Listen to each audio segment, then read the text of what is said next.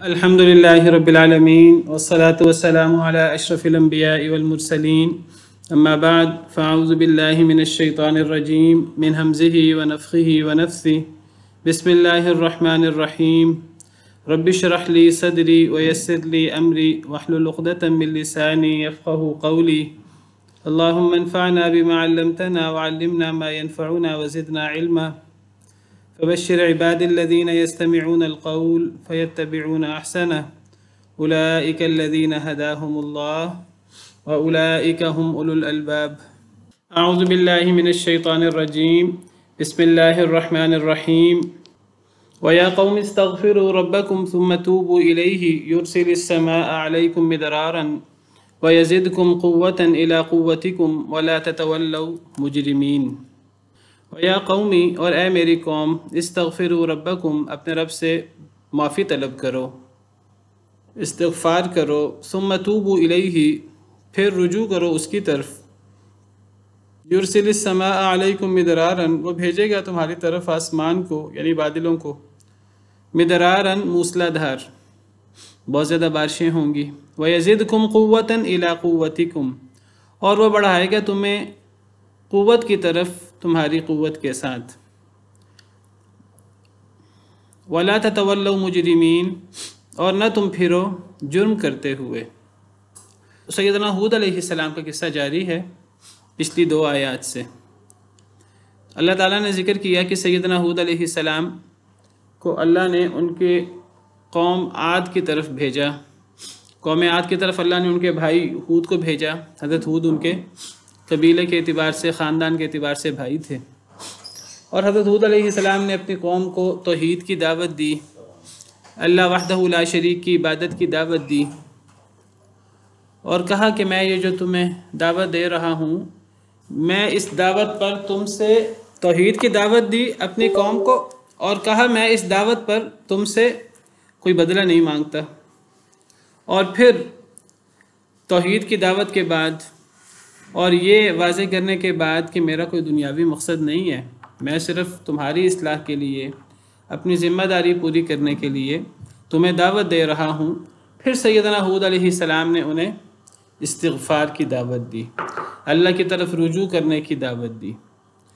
اور میں نے اس صورت کے شروع میں ذکر کیا تھا، جب ہم نے اس صورت کے شروع پڑھا تو اس میں بھی نبی کریم صلی اللہ علیہ وسلم کے حوالے سے آپ کی جو دعوت اور اس کا خلاصہ پیش کیا گیا تھا، وہ بھی پہلے توحید کی دعوت دی اور پھر استغفار اور اللہ کی طرف رجوع کی دعوت تھی۔ سورہ ہود کا شروع دیکھ لیجئے، الف لام را کتاب احکمت آیاتہ ثم فصلت من لدن حکیم خبیر اللہ تعبدوا الا اللہ، یہ نبی کریم صلی اللہ علیہ وسلم کی دعوت ہے۔ سورہ ہود کے شروع میں سب سے پہلے قرآن کریم کی اہمیت بیان کی گئی کہ یہ قرآن کریم کی جو آیات ہیں بڑی مضبوط ہیں، بڑی محکم ہیں، حکمت والی آیات ہیں، اللہ رب العالمین کی طرف سے خوب ہر چیز کو واضح کر دیا گیا، کھول کھول کر بیان کر دیا گیا۔ قرآن کریم کی اہمیت کا بتایا کیونکہ یہ قرآن کریم کی وساطت سے یہ دعوت پیش ہو رہی ہے، اور پھر جو نبی کریم صلی اللہ علیہ وسلم کی دعوت، جو قرآن کریم کی دعوت ہے، دین اسلام کی جو دعوت ہے، وہ توحید کی دعوت کا ذکر ہو رہا ہے، اللہ تعبدوا الا اللہ، کہ اللہ کے علاوہ کسی کی عبادت نہ کرو، اننی لکم منہ نذیر و بشیر، بے شک میں تمہارے لیے اللہ کی طرف سے واضح ڈرانے والا اور بشارت دینے والا، کہ نبی کریم صلی اللہ علیہ وسلم نذیر اور بشیر، اللہ کے نافرمانوں کو ڈرانے والے اور ایمان لانے والوں کو بشارتیں دینے والے۔ اور پھر استغفار کی اور اللہ کی طرف رجوع کی دعوت ہے، اور پھر اس کے فوائد ہیں دنیاوی اور اخروی، اور یہی انداز وہ یہاں سیدنا ہود علیہ السلام کی دعوت میں بھی اختیار کیا گیا ہے، اور یہی انداز صرف حضرت ہود علیہ السلام کی دعوت میں نہیں، نبی کریم صلی اللہ علیہ وسلم کی دعوت کے علاوہ کئی انبیاء کی دعوت میں یہ انداز اختیار کیا گیا ہے، بلکہ اگر یہ کہا جائے کہ تمام انبیاء کی دعوت میں تقریباً یہی انداز اختیار کیا گیا۔ ایک تو دعوت کا خلاصہ توحید کی صورت میں وہ بیان کیا گیا، اور پھر اس کے بعد استغفار اور اللہ کی طرف رجوع کا ذکر کیا گیا۔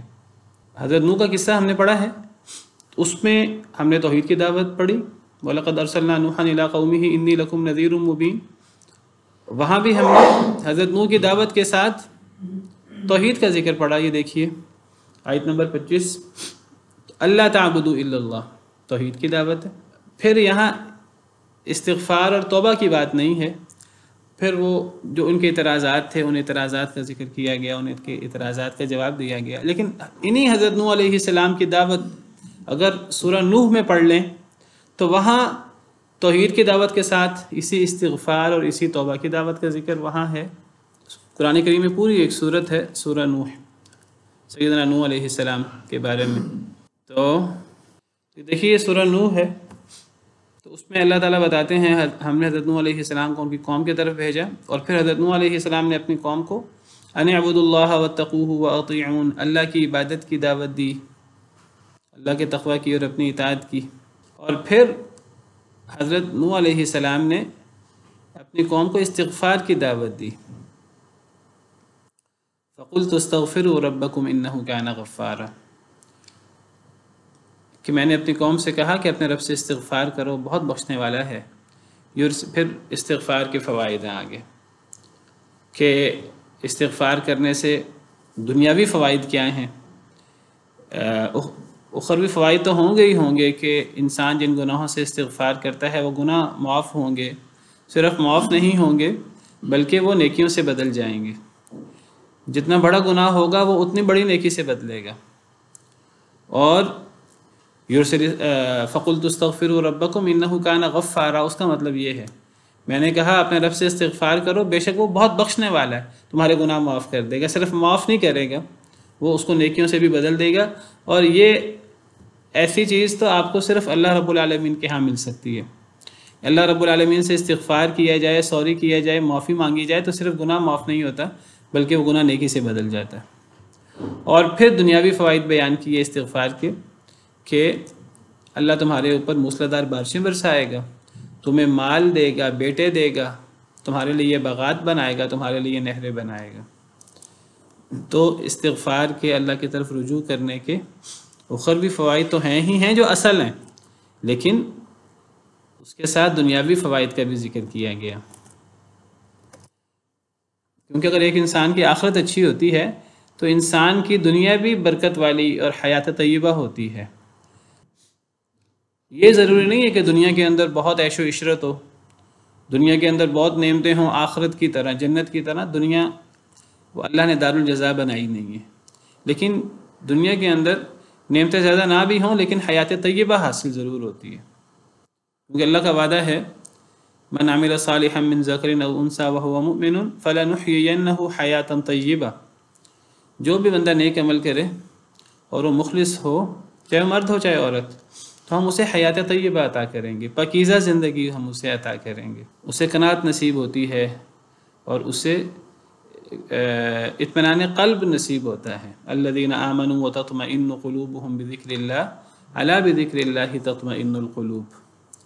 تو حضرت نوح علیہ السلام کے قصے میں بھی گویا کہ یہ قصے قرآن کریم میں اللہ تعالیٰ بہت تفصیل سے بیان نہیں کرتے، اللہ اس کی موٹی موٹی باتیں بیان کرتے ہیں.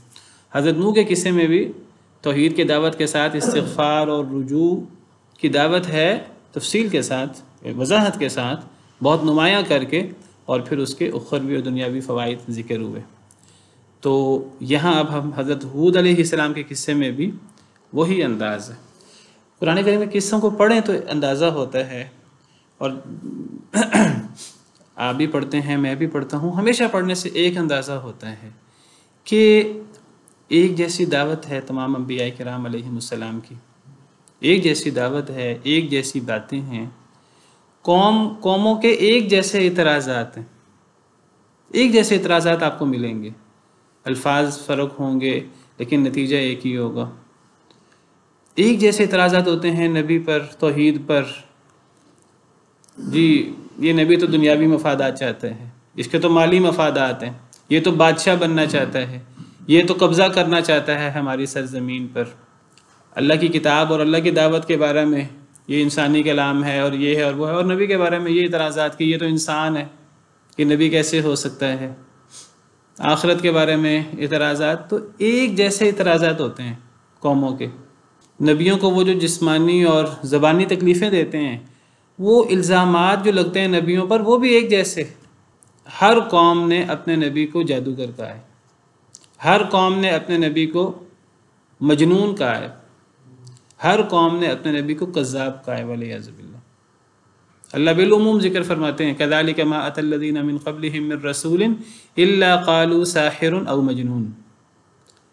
اللہ فرماتے ہیں کہ اے نبی صلی اللہ علیہ وسلم، آپ سے پہلے کوئی قوم نہیں آئی، آپ کی قوم سے پہلے، مگر انہوں نے یہی کہا کہ ساحر او مجنون. اپنے نبی کو، اپنے رسول کو انہوں نے جادوگر اور مجنون ہونے کا الزام دیا. اور پھر اللہ تعجب کر کے اللہ تعالیٰ تبصرہ کرتے ہیں. اللہ فرماتے ہیں اتواصوا بہ، کیا سارے لوگ ایک دوسرے کو وصیت کر گئے تھے کہ تم نے یہی باتیں اپنے نبیوں کو کہنی ہیں؟ یعنی وہ اتنی سملیرٹی ہے، اتنی یکسانیت ہے، اتنی مماثلت ہے کہ اللہ تعالیٰ کہتے ہیں کہ کیا ہر قوم دوسری قوم کو وصیت کر کے گئی تھی کہ تم نے بھی یہی اعتراض کرنا ہے جو ہم کر رہے ہیں؟ اللہ فرماتے ہیں نہیں، بل ہم قوم طاغون، سب میں ایک وجہ مشترک ہے، وہ ہے کہ سب سرکش ہیں، سب ماننا نہیں چاہتے. ان کے ایمان نہ لانے کی وجہ یہ نہیں ہے کہ ان تک دعوت صحیح نہیں پہنچی، لا علمی ہے، علم پورا ہے، ان کو ماننا نہیں چاہتے. ہٹ دھرمی ہے، بغاوت ہے، طغیانی ہے. جس کے اندر بھی طغیانی ہوگی، سرکشی ہوگی، میں نے نہیں ماننا، میں نے مقابلہ کرنا ہے، میں نے خود بھی نہیں ماننا، کسی کو ماننے دینا بھی نہیں ہے، اسلام قبول کرنا بھی نہیں ہے، دوسروں کو بھی روکنا ہے اسلام قبول کرنے سے. تو اگر یہ طغیانی اور یہ سرکشی ہوگی تو پھر وہ جو وسوسے شیطان کی طرف سے اور وہ اعتراضات وہ ایک جیسے ہوں گے. یہ چیزیں شیطان کی طرف سے ہوتی ہیں. تو نبیوں کے قصوں میں آپ کو بڑی مماثلت ملے گی، دعوت میں بھی، کفار کے رویے میں، کفار کے اعتراضات میں اور ان کے جوابات میں. اور آپ حیران ہوں گے کہ اتنی مماثلت ہے یہ کہ یہ تو نبیوں کی اور ان کی قوموں کی بات ہے جو کافر ہوتی تھی. یعنی آج ہم مسلمان ہیں، مسلمان ہونے کا دعویٰ کرتے ہیں، قرآن کو ماننے کا اور نبی کریم صلی اللہ علیہ وسلم سے محبت کے دعوے ایسے ہیں کہ ایسے دعوے شاید صحابہ کرام بھی نہ کریں جو بلند و بالا دعوے ہم کرتے ہیں نبی سے محبت کے، قرآن اور سنت کو ماننے کے دعوے. لیکن اعتراض ہمارے بھی آج بھی ایسے اعتراضات کیے جاتے ہیں جو اعتراضات کفار کرتے تھے. نہ ماننے کے بہانے آج ہمارے بھی یہی اسی سے ملتے جلتے ہیں. تو قرآن کریم ایک زندہ کتاب ہے. قرآن کریم کی آیات کو، ان قصوں کو اپنے حالات کے اوپر اپلائی کرنے کی کوشش کرنی چاہیے. ہر بندہ یہ سوچے کہ میری ذات کو اس قصے سے کیا فائدہ ہو رہا ہے، میں اس سے کیا سیکھ سکتا ہوں. انسان اپنے آپ کو رکھ کر دیکھے تو اپنی تربیت کے بہت سارے نکات واضح ہوتے ہیں، بہت ساری اصلاح ہوتی ہے. سیدنا یوسف علیہ السلام کا قصہ پڑھ لیجیے جس کو قرآن احسن القصص کہتا ہے، اور دیگر قصے پڑھ لیجیے. محسوس یہ ہوتا ہے جیسے کہ ہماری بات ہو رہی ہے، ہماری خرابیاں بیان ہو رہی ہیں، ہمیں مخاطب کیا جا رہا ہے. اسی لیے اللہ تعالیٰ فرماتے ہیں سورہ انبیاء میں لقد انزلنا الیکم کتابا فیہ ذکرکم، کہ البتہ تحقیق ہم نے تم پر ایسی کتاب اتاری ہے جس پہ تمہارا ذکر ہے. یعنی اگر یہ کہا جائے قرآن کا بنیادی موضوع کیا ہے، قرآن کا بنیادی موضوع انسان ہے، انسان اور اس کی اصلاح. اور یہ نہیں کہ وہ آج سے کوئی 1000 سال، 2000 سال، 7000 سال، 10,000 سال پرانا انسان ہے، وہ ہم ہیں. اور یہ بہت بڑا ایک یعنی دھوکہ ہے ہمارے لیے کہ یہ آیتیں تو کفار کے بارے میں ہیں، یہود کے بارے میں ہیں، عیسائیوں کے بارے میں ہیں. وہ علم چھپاتے تھے، وہ لوگوں کو نصیحتیں کرتے تھے، خود اپنے آپ کو بھول جاتے تھے. اللہ قرآن میں فرماتے ہیں اتأمرون الناس بالبر وتنسون انفسکم، لوگوں کو نیکی کا حکم دیتے ہو، اپنے آپ کو بھول جاتے ہو. نہیں، یہ ہماری بات بھی ہے. یہ ہمیں اللہ کیوں سنا رہے ہیں؟ کیونکہ ہمارے اندر یہ خرابیاں موجود ہیں. وہ دین چھپاتے تھے. اللہ فرماتے ہیں اللہ کی ان پر لعنت کرنے والوں کی لعنت. وہ دین ہم بھی چھپاتے ہیں آج. اللہ فرماتے ہیں اے ایمان والو، سورہ توبہ میں، या अय्युहल्लज़ीना आमनू इन्न कसीरम मिनल अहबारी वर्रुहबानी लयअकुलूना अमवालन नासि बिल बातिल व यसुद्दूना अन सबीलिल्लाह। ऐ ईमान वालों, बहुत सारे यहूदियों के उलमा और ईसाइयों के दरवेश लोगों के माल बातिल तरीके से खाते हैं, लोगों को अल्लाह के रास्ते से रोकते हैं। मैं और कर रहा था 3-4 दिन पहले कि अल्लाह ताला ईमान वालों को मुखातिब करके फरमाते हैं यहूद और ईसाइयों के उलमा ये करते हैं। यानी ईमान वालों को मुखातिब करने की क्या ज़रूरत है? वो यही ज़रूरत है कि ये चीज़ें हमारे अंदर, अल्लाह को पता था हमारे अंदर ये चीज़ें मौजूद होंगी और हमारे अंदर ये चीज़ें मौजूद हैं। शायद हम, अल्लाह माफ़ करे, उनकी रविश पे चल रहे हैं। नबी सल्लल्लाहु अलैहि वसल्लम ने फरमाया, पेश हुई फरमाई थी कि जैसे तस्मा दूसरे तस्मे के बराबर होता है। तो मैं बात ये कर रहा था कि यानी ईमान वालों को मुखातिब करके यहूदियों ईसाइयों के उलमा की ख़राबी वाज़ेह हो रही है।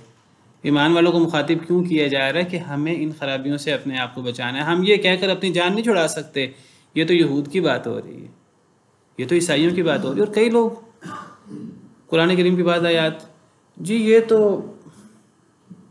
कुफ़ार के बारे में आयात है, ये तो आयात यहूद के बारे में हैं, ये तो आयात ईसाइयों के बारे में हैं। भाई अपने आप को उनमें रख के देखें कि ये चीज़ें हम में तो मौजूद नहीं हैं। सहाबा किराम रिज़वानुल्लाहि अलैहिम अजमाइन ये निफाक से और इन चीज़ों से डरते थे और अपने बारे में जो निफाक की आयतें हैं वो कहते थे कि हम में तो निफाक दर नहीं आया। सैयदना अबू बकर सिद्दीक़ रज़ी अल्लाह ताला अन्हु वो निफाक से डरते थे। सैयदना उमर फ़ारूक रज़ी अल्लाह ताला अन्हु जिनसे शैतान दूर भागता था, जिस गली से हज़रत उमर गुज़र जाएं उस गली से शैतान दूर भाग जाता है। हदीस मुबारक बाज़े मौजूद है। वो अबू हुज़ैफ़ा से कहते हैं, अबू हुज़ैफ़ा बिन यमान साहिबु सिर्र नबी सल्लल्लाहु अलैहि वसल्लम, नबी सल्लल्लाहु अलैहि वसल्लम ने उन्हें मुनाफिकीन के नाम बताए थे। कहने लगे मैं आपसे नबी का राज तो इफ़शा करने का नहीं कहता, बस मुझे ये बता दें कि मेरा नाम तो उनमें नहीं है। और हम क्या कहते हैं, जी ये आयतें तो फ़लाँ के बारे में हैं, यानी हमें उन आयतों पर गौर करने की ज़रूरत ही नहीं है। तो इन किस्सों में हमें अपने आप को रख कर देखना है। ये एक एक बात जो है ये हमारे लिए है और हमारे हालात पर फिट आती है। तो फरमाया वया कौम इस्तग़फिरू रब्बकुम सुम्मा तूबू इलैहि। हज़रत हूद अलैहिस्सलाम की दावत में भी तौहीद के साथ इस्तिग़फ़ार और अल्लाह की तरफ तौबा, अल्लाह की तरफ रुजू। हज़रत सालेह अलैहिस्सलाम का किस्सा हम पढ़ेंगे, वहाँ भी यही अंदाज़ है। हज़रत शुएब अलैहिस्सलाम का भी अल्लाह से इस्तिग़फ़ार, ये बहुत बड़ी इबादत है, बहुत बड़ी इबादत है। अल्लाह से माफ़ी मांगना, अल्लाह से माफ़ी मांगना ये असल में दुआ है, आपको पता है। और दुआ असल में इबादत का मग़ज़ है। यानी जब एक बंदा अल्लाह के सामने हाथ फैलाता है और कहता है कि ऐ अल्लाह मुझे माफ़ कर दे, उसका क्या मतलब है? यानी उसके अंदर एक बंदा अल्लाह की कामिलियत का इजहार कर रहा है और समझता है कि मेरा रब है जो माफ़ करता है।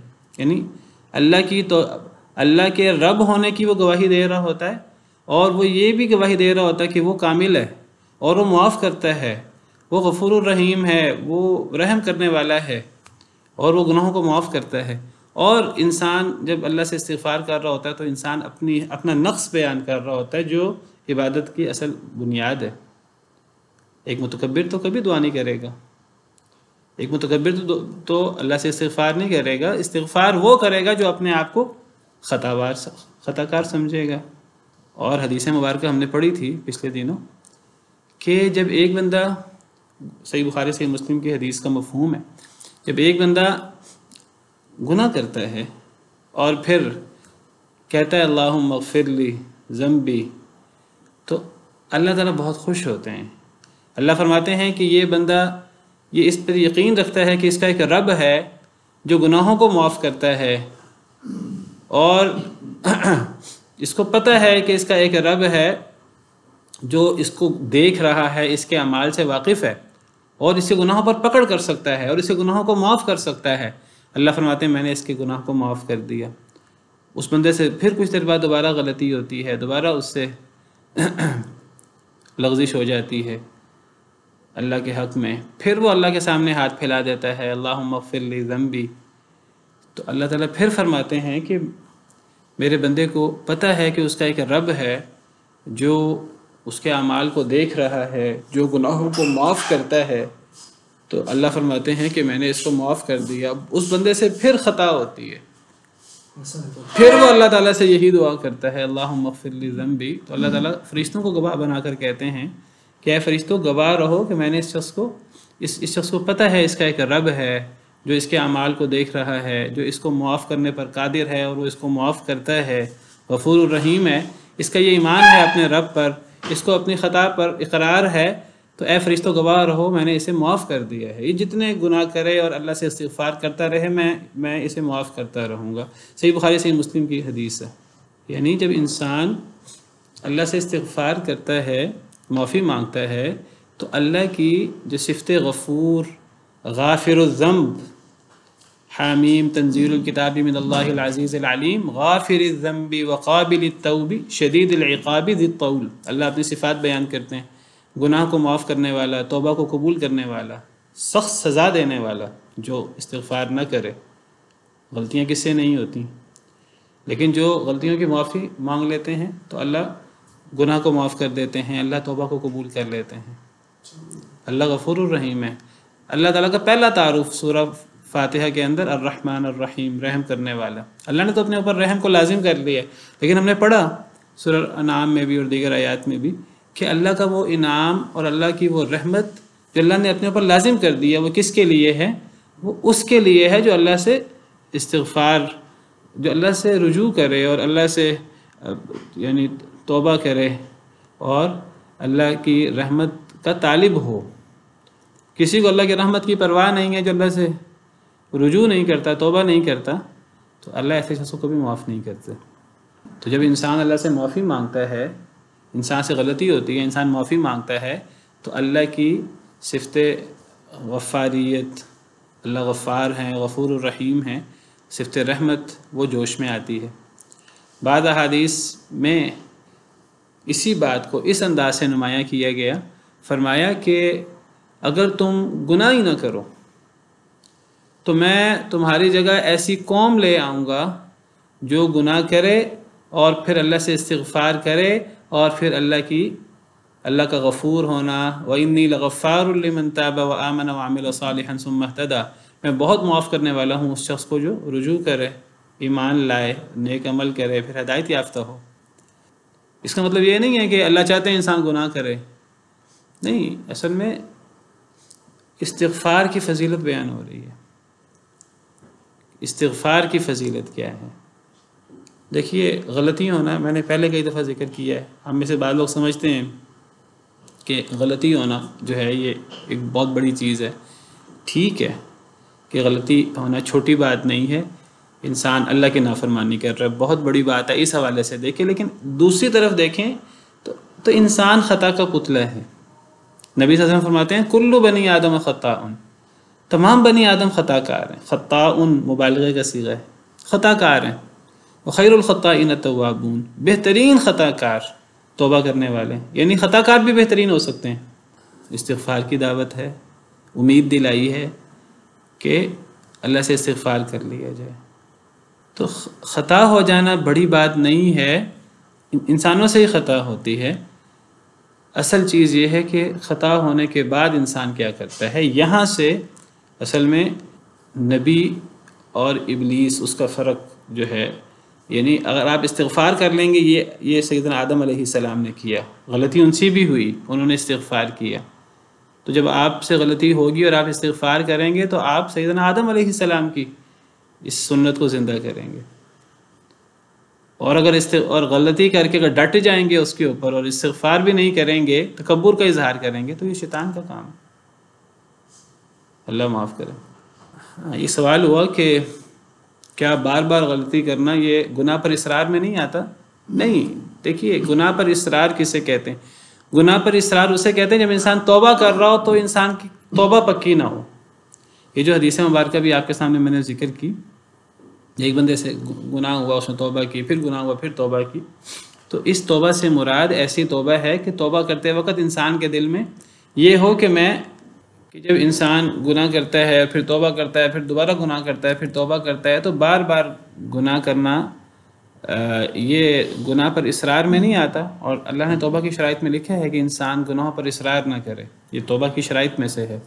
والذین اذا فعلوا فاحشة او ظلموا انفسهم ذکروا اللہ فاستغفروا لذنوبهم ومن یغفر الذنوب الا اللہ ولم یصروا علی ما فعلوا وهم یعلمون۔ اللہ فرماتے ہیں کہ توبہ کرنے کی شرط یہ ہے کہ وہ اپنے عمل پر اصرار نہ کریں۔ اب اصرار سے کیا مراد ہے؟ اصرار سے مراد یہ نہیں ہے کہ انسان سے بس ایک دفعہ غلطی ہو جائے، انسان توبہ کرے پھر پوری زندگی انسان سے غلطی نہیں ہونی چاہیے، یہ اصرار کا مطلب نہیں ہے، یہ غلط مفہوم ہے۔ وہ اصرار جو توبہ کی قبولیت میں معنی ہوتا ہے وہ ایسی توبہ ہے کہ انسان یعنی ایک جذبے کے ساتھ اور توبۃ النصوح نہ کرے، انسان بس زبان سے توبہ کر لے اور توبہ کرتے وقت انسان کے دل میں اپنے گناہ پیشمانی ہو ہی نہ، بس انسان ایک راہ چلتے توبہ کر لے، یہ توبہ قبول نہیں ہوتی، اس کی کوئی حیثیت نہیں ہے۔ توبہ کیا ہے؟ توبۃ النصوح، یعنی انسان دل سے توبہ کرے۔ جب انسان توبہ کرے اس وقت اس کے ذہن میں ہو کہ میں نے مرتے دم تک یہ کام دوبارہ نہیں کرنا۔ لیکن دیکھیے انسان ہے، خطا کا پتلا ہے، انسان سے دوبارہ وہ کام ہو سکتا ہے۔ اگر انسان سے وہ کام ہو جائے، انسان کبھی اللہ سے نا امید نہ ہو، شیطان انسان کو نا امید کرے گا کہ تم نے دوبارہ یہ کام کر دیا ہے، اب اللہ تمہاری توبہ قبول نہیں کریں گے، تم نے تیسری دفعہ یہ کام کر دیا ہے، اللہ تمہاری توبہ قبول نہیں کریں گے۔ یہی جو ہے وہ شیطان نا امید کرتا ہے۔ اور نبی صلی اللہ علیہ وسلم نے احادیث مبارکہ میں اسی کی آپ نے وضاحت فرمائی۔ آپ نے فرمایا اگر ایک انسان توبہ کرے توبۃ النصوح، اس وقت اس کا نہ ہو دل میں کہ میں دوبارہ بھی مجھ سے گناہ ہو جائے گا یا میں دوبارہ بھی گناہ کر لوں گا۔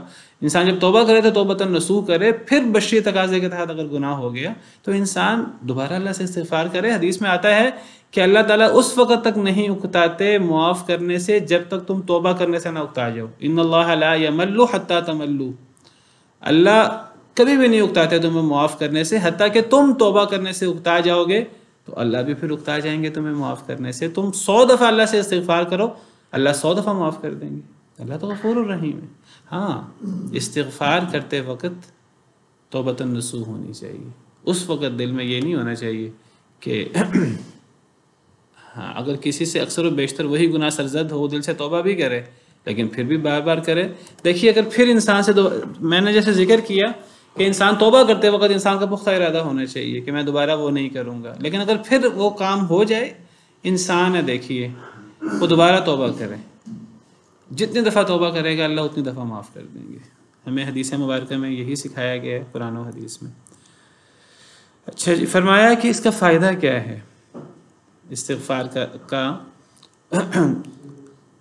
وَيَا قَوْمِ اسْتَغْفِرُوا رَبَّكُمْ ثُمَّ تُوبُوا إِلَيْهِ، اے میری قوم اپنے رب سے استغفار کرو پھر اس کی طرف رجوع کرو۔ يُرْسِلِ السَّمَاءَ عَلَيْكُمْ مِدْرَارًا، وہ بھیجے گا آسمان کو یعنی بادلوں کو تمہارے اوپر موسلا دھار، بارشیں زیادہ ہوں گی۔ بارشیں زیادہ ہونا یہ خوشحالی کی علامت ہے، آپ کو پتہ ہے۔ وَيَزِدْكُمْ قُوَّةً إِلَىٰ قُوَّتِكُمْ، اور اللہ تمہیں قوتیں دے گا، تمہاری قوت جو پہلی قوتیں ہیں ان قوتوں کے ساتھ اور قوتیں دے گا، ہر قسم کی قوت۔ انسان کو جس قسم کی قوت دنیا میں چاہیے ہوتی ہے تمام قوتوں میں اضافہ ہو جائے گا۔ افرادی قوت اگر چاہیے افرادی قوت میں اضافہ ہو جائے گا، جسمانی قوت چاہیے جسمانی قوت میں اضافہ ہو جائے گا، روحانی قوت چاہیے روحانی قوت میں اضافہ ہو جائے گا۔ کون سی قوت؟ اس میں تمام قوتیں آ جاتی ہیں۔ وَلَا تَتَوَلَّوْا مُجْرِمِينَ، اور نہ تم پھرو مجرم بن کر، جرم کرتے ہوئے نہ پھرو، جرم نہ کرو۔ انسان سے غلطی ہو تو انسان اس کے استغفار کر لے، انسان جرم کر کے توبہ کے بغیر نہ رہے۔ قالوا یا ہود، یہ حضرت ہود علیہ السلام نے دعوت دی اپنی قوم کو۔ قالوا، انہوں نے کہا، یا ہود اے ہود، ما جئتنا ببینۃ، نہیں تو لایا ہمارے پاس کوئی واضح دلیل۔ وما نحن بتارکی آلہتنا عن قولک، اور نہیں ہم چھوڑنے والے اپنے معبودوں کو تیری بات کی وجہ سے۔ وما نحن لک بمؤمنین، اور نہیں ہیں ہم تجھ پر ایمان لانے والے۔ انہوں نے آگے سے کہا کہ اے ہود آپ تو کوئی معجزہ نہیں لائے۔ معجزہ نہیں لائے کیا مطلب؟ یعنی حضرت ہود معجزہ لائے، نشانیاں پیش کی، انہوں نے مانی نہیں۔ آگے سے معجزہ پیش کیا جائے، نشانی پیش کی جائے، آگے سے کوئی نہ مانے اور پھر کہے کہ جی ہمارے مطابق معجزہ آنا چاہیے، ہمارا من پسند معجزہ آنا چاہیے، تو ایسے لوگوں کو تو کبھی مطمئن نہیں کیا جا سکتا۔ ہم تمہاری بات کی وجہ سے اپنے معبودوں کو نہیں چھوڑ سکتے۔ ہمارے اور ہمارے آباء و اجداد کے معبود ہیں تو صرف تمہاری دعوت پر ہم ان کو چھوڑ دیں؟ وما نحن لک بمؤمنین، ہم تم پر ایمان لانے والے نہیں۔ اس کا مطلب یہ نہیں ہے حضرت ہود علیہ السلام معجزہ نہیں لائے تھے۔ ہمیشہ سے ہر قوم اپنے نبی سے کہتی تو معجزہ نہیں لائے، یعنی حضرت موسیٰ علیہ السلام کتنے معجزے لائے؟ حضرت موسیٰ کو بھی ان کی قوم یہی کہتی تھی. حضرت عیسیٰ علیہ السلام کتنے معجزے لائے؟ نبی صلی اللہ علیہ وسلم نے کتنے معجزے پیش کیے؟ نبی صلی اللہ علیہ وسلم کو کہتے تھے کفار کہ آپ نے معجزہ نہیں پیش کیا. قرآن کریم اللہ نے کتنی دفعہ ذکر کیا. وقالوا لولا انزل علیہ ملک، سورہ انعام میں، وقالوا لولا انزل علیہ آیۃ من ربی، انہوں نے کہا کہ اس پر اس کے رب کی طرف سے کوئی آیت کیوں نہیں نازل ہوئی. وقالوا لولا یاتینا بآیۃ من ربی، وہ کہتے ہیں یہ ہمارے پاس کوئی نشانی کیوں نہیں لاتا. حالانکہ نبی کریم صلی اللہ علیہ وسلم کو تو اللہ نے ایسا معجزہ دیا، معجزہ خالدہ، وہ اس کو بھی نہیں مانتے تھے. تو وہ کہنے لگے اے ہود آپ کوئی معجزہ نہیں لائے اور ہم آپ کے کہنے پر اپنے بتوں کو نہیں چھوڑ سکتے. اپنے معبودوں کو ہمارے لیے بڑے معزز ہیں، ہم آپ کے کہنے پر ان کو نہیں چھوڑ سکتے اور ہم آپ پر ایمان لانے والے نہیں. ان نقول الا اعتراک بعض آلہتنا بسوء، نہیں ہم کہتے مگر چھو لیا ہے تجھ کو ہمارے بعض معبودوں نے بسوء، برائی کے ساتھ. نہیں ہم کہتے آپ کے بارے میں مگر یہی کہ آپ کو ہمارے بعض معبودوں نے چھو لیا ہے برائی کے ساتھ.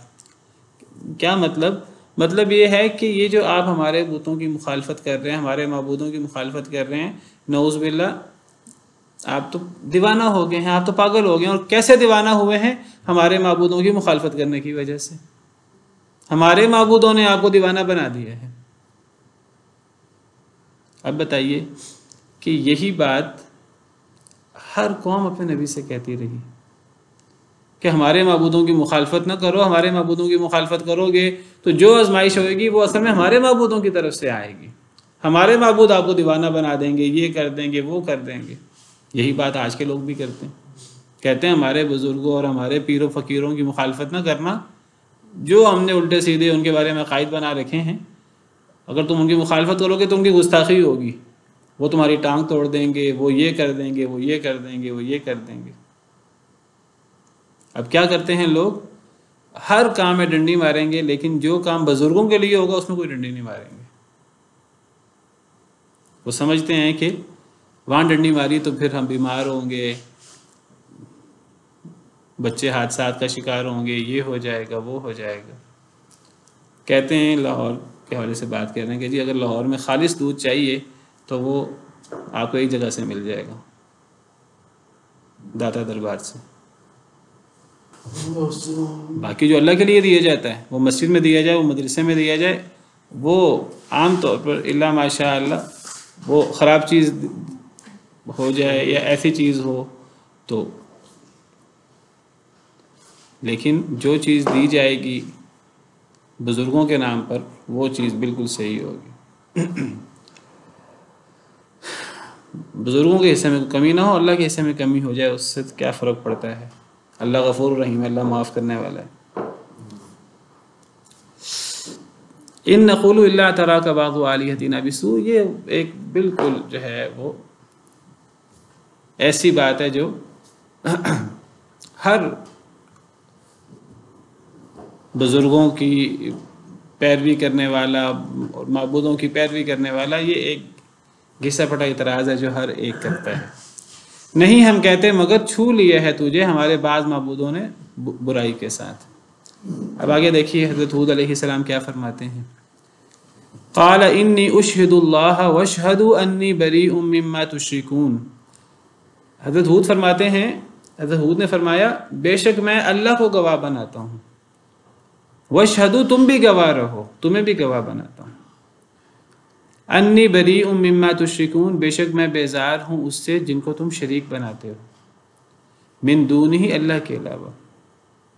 کیونکہ مشرک لوگ جب اپنے معبودوں کو معبود سمجھتے ہیں تو مشرک اپنے معبودوں کے ساتھ ساتھ یہ بھی کہہ دیتے ہیں ہم اللہ کو بھی رب مانتے ہیں.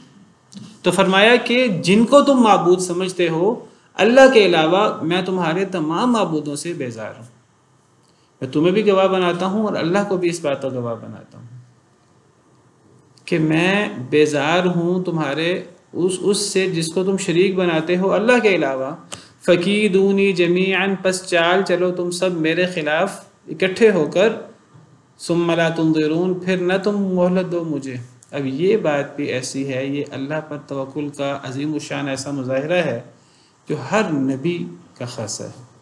ہر نبی نے اللہ پر اسی توکل کا، اسی اعتماد کا مظاہرہ کیا، یعنی اپنے قوم کو ببانگ دہل اس نے کہا کہ میں تمہارے معبودوں سے بیزار ہوں، تمہارے معبودوں کے بارے میں جو غلط عقائد تم نے بنا رکھے ہیں میں ان کا قائل نہیں ہوں، تمہیں بھی گواہ بناتا ہوں، اللہ کو بھی گواہ بناتا ہوں کہ میں اللہ کے علاوہ تمہارے تمام معبودوں سے بیزار ہوں۔ اب اس وجہ سے اگر تم مجھے کوئی سزا دینا چاہتے ہو، مجھے قتل کرنا چاہتے ہو، میرے خلاف کوئی چال چلنا چاہتے ہو، تو میرے خلاف چال چلو، مجھے ایک لمحے کی مہلت بھی نہ دو۔ یہ بات ایک نبی کر سکتا ہے، بہت بڑی بات ہے، اور یہ بات آپ کو اکثر انبیاء کے قصے میں ملے گی۔ یہ بات بھی ہم پیچھے پڑھ چکے ہیں، یہ بات حضرت نوح علیہ السلام کے قصے میں، سورہ یونس میں ہم نے حضرت نوح کا قصہ پڑھا ہے، تو وہاں بالکل یہی الفاظ حضرت نوح کے حوالے سے ہم پڑھ چکے ہیں۔ سورہ یونس آیت نمبر 71، وَاتْلُ عَلَيْهِمْ نَبَأَ نُوحٍ إِذْ قَالَ لِقَوْمِهِ يَا قَوْمِ إِنْ كَانَ كَبُرَ عَلَيْكُمْ مَقَامِي وَتَذْكِيرِي بِآيَاتِ اللَّهِ۔ حضرت نوح علیہ السلام کا قصہ پڑھیں اے نبی صلی اللہ علیہ وسلم، جب حضرت نوح نے اپنی قوم سے کہا، اے میری قوم، اگر تم پر میرا کھڑا ہونا، اگر میرا تمہیں اللہ کی آیات کے ساتھ واعظ کرنا تمہیں برا لگتا ہے، تم پہ گراں گزرتا ہے، تو میں نے اللہ پہ توکل کیا ہے۔ فَأَجْمِعُوا أَمْرَكُمْ وَشُرَكَاءَكُمْ، تم مجتمع کر لو اپنے معاملے کو، اپنے شریکوں کو، سب کو اکٹھا کر لو۔ ثُمَّ لَا يَكُنْ أَمْرُكُمْ عَلَيْكُمْ غُمًّا، پھر تمہارا معاملہ تمہارے اوپر مخفی بھی نہ رہے، سب کو بتا بھی دو واضح طور پر۔ ثُمَّ اقْضُوا إِلَيَّ، پھر سب میرا کام تمام کر دو۔ وَلَا تُنظِرُونَ، اور اس میں مجھے مہلت بھی نہ دو۔ یہ بھی نہیں میں کہتا کہ مجھے کوئی سال کی مہلت دے دو، 6 مہینے کی مہلت دے دو، میں کوئی اپنا انتظام کر لوں، مجھے مہلت بھی نہ دو۔ توکل کا اظہار اور یہی قوم کو للکارنے کا کام حضرت نوح علیہ السلام نے بھی کیا۔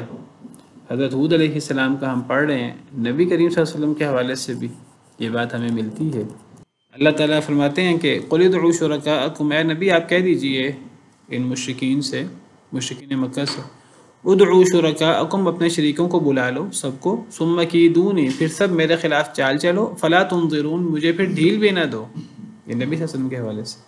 ان ولی اللہ الذی نزل الکتاب، میرا دوست تو، میرا مددگار تو وہ اللہ ہے جس نے کتاب کو نازل کیا، وہو یتولی الصالحین، اور وہ نیک لوگوں کو دوست رکھتا ہے۔ تو یہی توکل کا اظہار سیدنا ہود علیہ السلام کر رہے ہیں۔ وہ کہتے ہیں کہ تم سمجھتے ہو کہ تمہارے معبودوں کی مخالفت کر کے تمہارے معبود مجھے نقصان پہنچا سکیں گے، تمہارے معبود بھی نہیں، تم بھی نہیں، دنیا کا کوئی بندہ مجھے نقصان نہیں پہنچا سکتا۔ میں اللہ کو بھی گواہ بناتا ہوں، میں تمہیں بھی گواہ بناتا ہوں کہ میں بیزار ہوں اس سے جن کو تم شریک بناتے ہو اللہ کے علاوہ۔ تم سب میرے خلاف چال چلو، تم بھی اور تمہارے معبود بھی، سب جمیعاً۔ ثم لا تنظرون، مجھے ڈھیل بھی نہ دو، مجھے کوئی مہلت نہ دو، جو چال چلنی ہے چال چلو۔ انی توکلت علی اللہ ربی وربکم وربکم، میں نے توکل کیا ہے اللہ پر جو میرا بھی رب ہے تمہارا بھی رب ہے۔ ما من دابۃ الا هو آخذ بناصیتها، نہیں ہے کوئی چھپایا مگر وہ پکڑے ہوئے ہے اس کی پیشانی کو۔ اللہ رب العالمین تو وہ ہستی ہے کہ ہر جانور، ہر مخلوق اس کے قبضہ قدرت میں ہے، وہ تم ہو یا تمہارے معبود ہو، سارے مخلوق ہیں۔ اللہ تو ہر مخلوق کو پیشانی سے پکڑے ہوئے ہے۔ پیشانی یہ ایک عظمت والا حصہ ہوتا ہے، بلند حصہ ہوتا ہے، تو اللہ ہر مخلوق کو اس کی پیشانی سے پکڑے ہوئے ہے۔ اس کے اندر یہ مراد بھی ہے کہ تم کچھ نہیں کر سکتے، اللہ کا ہی حکم چلتا ہے تمام مخلوق پر، تمام جانوروں پر، تمام حشرات پر، تمام انسانوں پر، تم سب پر بھی اللہ کا حکم چلتا ہے، اور جو تمہارے معبود ہیں تمہارے معبودوں پر بھی اللہ کا حکم چلتا ہے۔ ان کا اللہ پر حکم نہیں چلتا، اللہ کا حکم ان پر چلتا ہے۔ اگر اللہ کا فیصلہ نہیں ہے مجھے ہلاک کرنے کا، مجھے نقصان پہنچانے کا، مجھے آزمائش میں ڈالنے کا، تو مجھے دنیا جہاں کی کوئی چیز مجھے نقصان نہیں دے سکتی۔ یہ مراد ہے اس آیت کریمہ سے، اور یہ اللہ پر توکل کا عظیم الشان مظاہرہ ہے۔ ان ربی علی صراط مستقیم، بے شک میرا رب سیدھے رستے پر ہے۔ میرا رب سیدھے رستے پر ہے، کیا مطلب؟ میرے رب کا رستہ بالکل سیدھا ہے، میرے رب کی ساری باتیں سچی ہیں، میرے رب کی ساری باتیں عدل پر مبنی ہیں، اس کا دین سچا ہے۔ فَإِن تَوَلَّوْا، پس اگر تم پھر گئے، فَقَدْ أَبْلَغْتُكُمْ مَا أُرْسِلْتُ بِهِ إِلَيْكُمْ، پس تحقیق میں پہنچا چکا ہوں تمہیں جو مجھے بھیجا گیا ہے ساتھ اس کے تمہاری طرف۔ اگر تم پھر جاؤ تو تمہاری مرضی ہے، میری ذمہ داری تمہیں منوانا نہیں ہے زبردستی، میری ذمہ داری تم سے اسلام قبول کروانا نہیں ہے، میری ذمہ داری کیا ہے؟ پہنچانا، اور میں اللہ کا پیغام جو مجھے اللہ نے دے کر بھیجا وہ تمہاری طرف پہنچا چکا ہوں۔ میرا کام تمہیں ڈرا دینا ہے، تم تک پہنچا دینا ہے، تمہیں منوانا میرا کام نہیں ہے۔ اگر تم پھر جاتے ہو تو تمہاری مرضی، میں اپنا کام کر چکا ہوں، میں پہنچا چکا ہوں تمہیں جو مجھے دے کر بھیجا گیا۔ اور کوئی بندہ یہ نہ سمجھے کہ میں نے یعنی انبیاء اور انبیاء کے جو ورثاء ہیں، کوئی یہ نہ سمجھے میں نے پیغام پہنچا دیا، میں نے اب آگے پیغام نہیں دینا۔ میں بتا چکا ہوں آپ کو سیدنا ہود علیہ السلام کے حوالے سے، ان کی بھی ایک لمبی دعوتی زندگی ہے، کئی 100 سالوں پر مشتمل۔ حضرت نوح علیہ السلام کی، حضرت ہود علیہ السلام کی، نبی کہتے تھے اپنی قوم کو میرا کام پہنچانا ہے، اس کا مطلب یہ نہیں ہوتا تھا نبی آگے سے دعوت کا کام بند کر دیتے تھے کہ تم مانتے نہیں ہو، میں نے آگے دعوت نہیں دینی، نہیں، وہ دعوت دیتے رہتے تھے، ساتھ کہتے تھے ہمارا کام تمہیں منوانا نہیں ہے، ہمارا کام پہنچانا ہے، لیکن اس کا مطلب یہ نہیں کہ دعوت کا کام ختم کر دیا جائے۔ وَيَسْتَخْلِفُ رَبِّي قَوْمًا غَيْرَكُمْ، اور خلیفہ بنائے گا میرا رب کسی اور قوم کو تمہارے علاوہ، یعنی اگر تم پھر جاؤ گے، نہیں مانو گے، تو اللہ تعالیٰ تمہیں سزا دینے پر اور تمہیں صفحہ ہستی سے مٹانے پر اور تمہاری جگہ پر کسی اور قوم کو لانے پر پوری طرح قادر ہے۔ جیسے قوم نوح کو اللہ نے تباہ و برباد کر دیا، اس کی جگہ پر اللہ تعالیٰ تمہیں لے آئے، تو اللہ تمہاری جگہ کسی اور قوم کو لے آئے گا۔ وَإِن تَتَوَلَّوْا يَسْتَبْدِلْ قَوْمًا غَيْرَكُمْ ثُمَّ لَا يَكُونُوا أَمْثَالَكُمْ، اگر تم پھر جاؤ گے، نبی صلی اللہ علیہ وسلم نے بھی یہ بات فرمائی مشرکین مکہ کو، تو اللہ تعالیٰ تمہاری جگہ پر کوئی اور قوم لے آئے گا، وہ تمہاری طرح نہیں ہوں گے، تو وہ اللہ خلیفہ بنائے گا جانشین میرا رب کسی اور قوم کو تمہارے علاوہ۔ وَلَا تَضُرُّونَهُ شَيْئًا، تم اللہ کو نقصان نہیں پہنچا سکتے۔ اگر اللہ تمہیں صفحہ ہستی سے مٹانا چاہے اور اللہ تعالیٰ اگر تمہیں ختم کر کے کوئی اور قوم لانا چاہے تو تم اللہ کو نقصان نہیں پہنچا سکتے۔ ان ربی علی کل شیء حفیظ، بے شک میرا رب ہر شے پر نگہبان ہے، ہر شے پر ذمہ دار ہے۔ اللہ ہر شے کو دیکھ رہا ہے اور ہر شے پر اللہ نگہبان ہے، ہر چیز اللہ کے علم میں ہے۔ سبحان ربک رب العزت عما یصفون وسلام علی المرسلین والحمد للہ رب العالمین۔